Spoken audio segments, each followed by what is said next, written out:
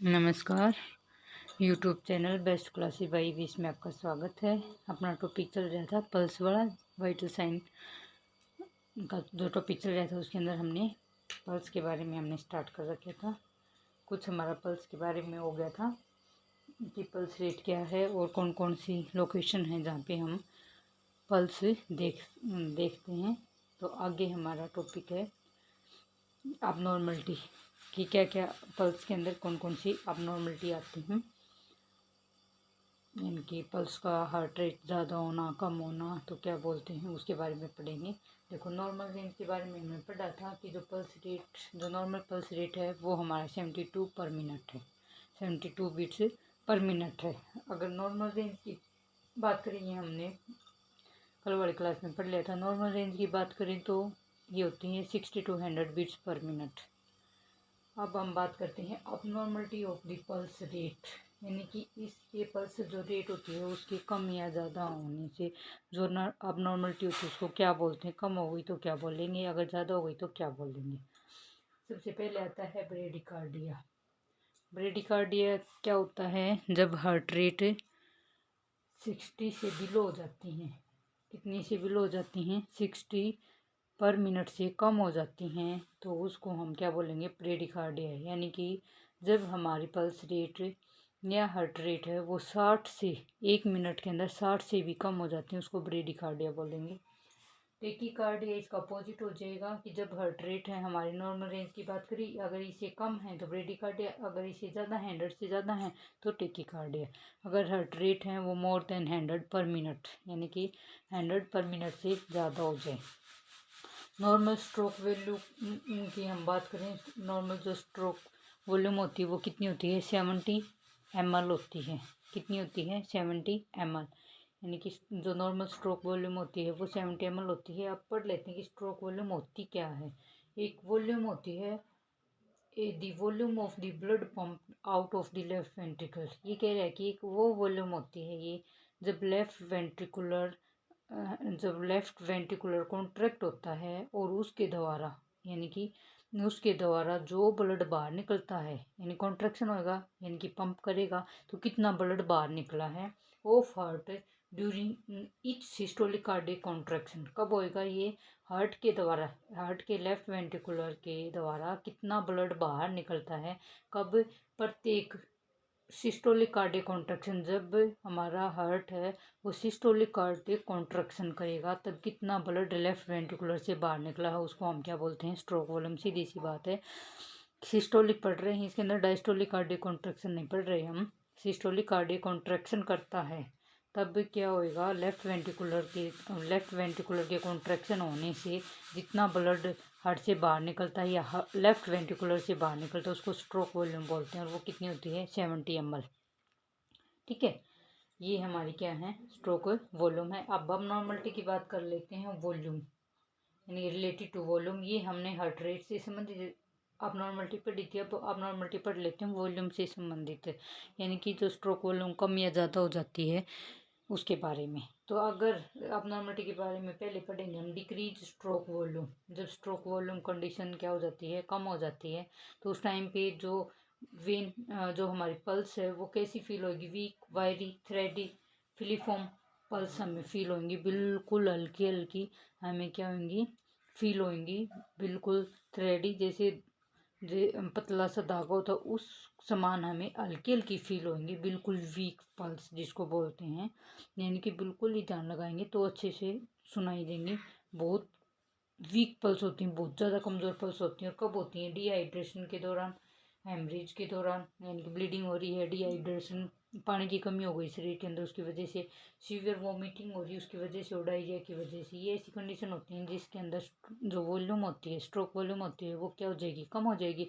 अगर stroke volume, मान लो ये सीधी सी बात समझ में आ रही है कि स्ट्रोक वॉल्यूम वो होती है जब लेफ्ट वेंट्रिकुलर से जब हार्ट पंप करता है तो जितना ब्लड बाहर निकलता है, अगर वो पंप ही यानी कि वो पंप कर रहा है लेकिन जो ब्लड है वो 70 ml के हिसाब से भी बाहर नहीं निकल रहा, तो इसका मतलब क्या होगा, अगर ब्लड ही यानी कि वो वॉल्यूम ही, जो हमारी स्ट्रोक वॉल्यूम वही कम हो गई, तो पल्स अपने आप क्या हो जाएंगी, कम हो जाएंगी।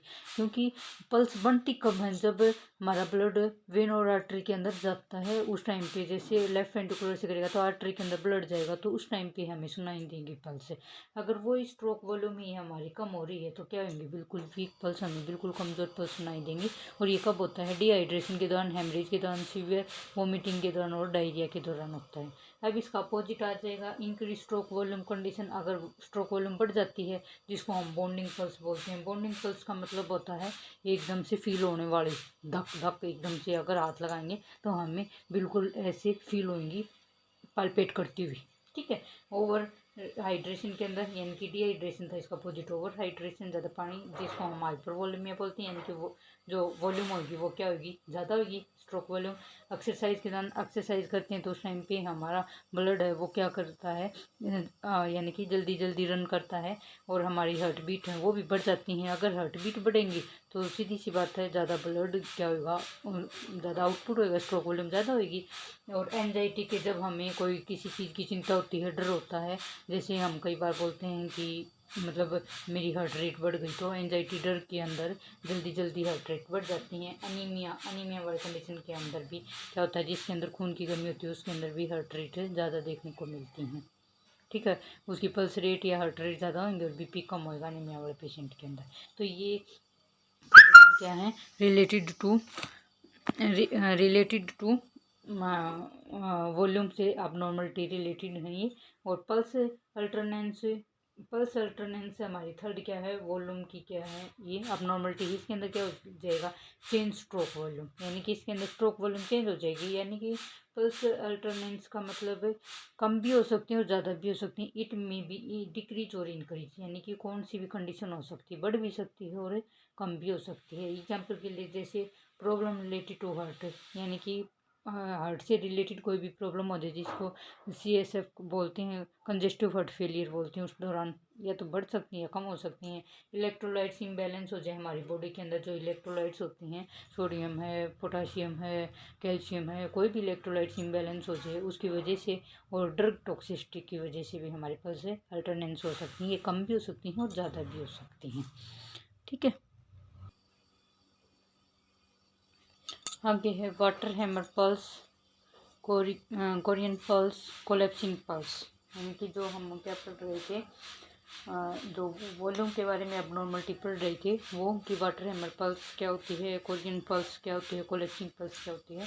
तो नॉर्मल पल्स होगी या फिर बॉन्डिंग पल्स होगी, बट सडनली कोलेप्स, यानी कि जो हम जब जैसे ही पल्स को चेक करते हैं उस टाइम पे नॉर्मल पल्स होती है, लेकिन एकदम से सडनली कोलेप्स हो जाती है। और ये किसके अंदर होता है, आयोटिक रिगर्गिटेशन। रिगर्गिटेशन का मतलब होता है बैक फ्लो होना। ठीक है। जैसे किसी जैसे मान लो कोई भी ट्रिकिया वगैरह के अंदर कोई abnormality, तो उसके अंदर फूड रिगर्गिटेशन हो जाता है। इसी प्रकार से एयोटिक रिगर्गिटेशन के अंदर क्या होएगा कि एयोटा से ब्लड कहाँ जाएगा, जैसे राइट एयोटा से जाएगा राइट वेंट्रिकल्स के अंदर, और लेफ्ट एयोटा से जाएगा लेफ्ट वेंट्रिकल्स के अंदर। तो उस टाइम पे जैसे ही ब्लड वेंट्रिकल्स के अंदर आता है तो वापस क्या हो जाता है, वो बैक फ्लो हो जाता है, यानी कि वापस ब्लड है वो एयोटा के अंदर चला जाएगा। जैसे ही ब्लड एयोटा से वेंट्रिकल्स के अंदर आएगा तो क्या होगी, नॉर्मल पल्स होगी, लेकिन वो वापस बैकफ्लो हो जाता है, तो उस टाइम पे वो क्या हो जाएगी, कोलेप्स हो जाएगी, पल्स सडनली कोलेप्स होगी इसके अंदर। और ये किसके अंदर होता है, एयोटिक रिगर्गिटेशन के अंदर। एक होता है बिगमिनल्स पल्स। बिगमिनल पल्स क्या होती है, every second beat but come early and weak. ये कह रहे हैं कि एवरी सेकंड बीट, यानी कि एक बीट हमारी क्या हो गई, नॉर्मल है, लेकिन जैसे ही सेकंड बीट आती है अर्ली एंड वीक, तो वो बहुत जल्दी आ जाती है और बिल्कुल वीक होती है, जल्दी भी आ जाएगी और वीक भी होगी। यानी कि हमने एक बीट, यानी कि हमने एक पल्स हमने फील की और सेकंड हमें तुरंत बाद आ जाती है, बिल्कुल इतनी जल्दी आ जाएगी और वो वीक भी होएगी। ठीक है।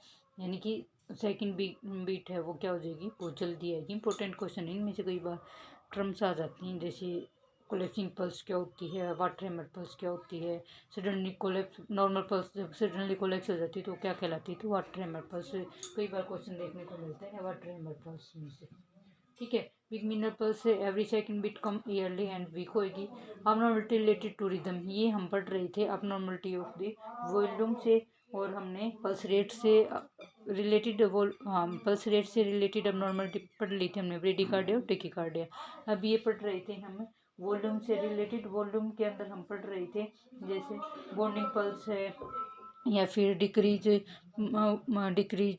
वॉल्यूम, इंक्रीज वॉल्यूम, और बॉन्डिंग पल्स हो गया, पल्स अल्टरनेंस हो गया, वाटर हैमर पल्स हो गया, और बिग मीनर पल्स हो गया। अब पढ़ेंगे रिदम से रिलेटेड, जैसे इंटरमीडिएंट पल्स। इंटरमीडिएंट पल्स क्या होती है कि beat missed at regular intervals, यानी कि इसमें एक बीट्स है वो रेगुलर इंटरवल से चल रही है, जैसे ही चलेगी एक बीट आई, एक मिस हो गई, सेकंड आई, यानी कि 1 बीट आई, सेकंड मिस हो गई, थर्ड आई, फोर्थ मिस हो गई। इस प्रकार से एक रेगुलर इंटरवल से बीट क्या हो जाएंगी, मिस्ड होती जाएंगी। ठीक है, इंटरमीडिएंट पल्स होती है।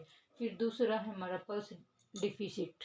इसके अंदर क्या होता है, difference between apical and radial जो पल्स होती हैं, किसके बीच में हम डिफरेंस देखते हैं, एपिकल्स पल्स। और एपिकल्स पल्स के बारे में हमने पढ़ा था कि एपिकल जो पल्स होती है वो हम कहाँ चेक करते हैं, हार्ट के ऊपर चेक करते हैं, ओवर दी हार्ट।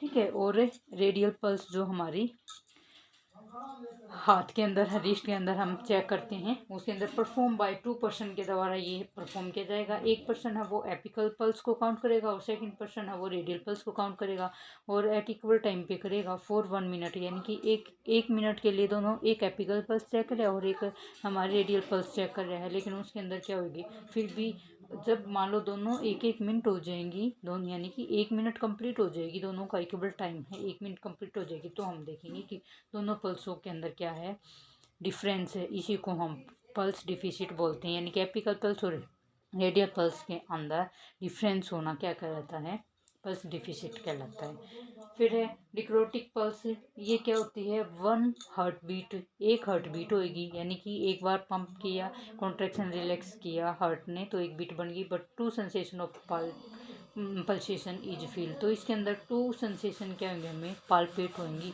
2 बार, जैसे हार्ट बीट बनी है एक, लेकिन अगर हम चेक करते हैं उस टाइम पे हमें 2 फील होंगी कि 2 डबल आई हैं बीट्स। ठीक है, तो ये क्या है, अबनॉर्मलिटी है, ये नॉर्मल चीज़ नहीं है कि डबल आना, या फिर एपिकल पल्स और रेडियल पल्स के अंदर डिफरेंस होना, या इंटरमीडिएंट पल्स यानी कि रेगुलर इंटरवल के अंदर पल्स यानी कि जो बीट है या पल्स है वो मिस्ड होना, ये अबनॉर्मलिटी के बारे में पढ़ रहे हैं। तो ये हमारी जो पल्स से रिलेटेड कुछ अबनॉर्मलिटी है, और पल्स का टॉपिक हमारा यहीं पे ख़त्म होता है।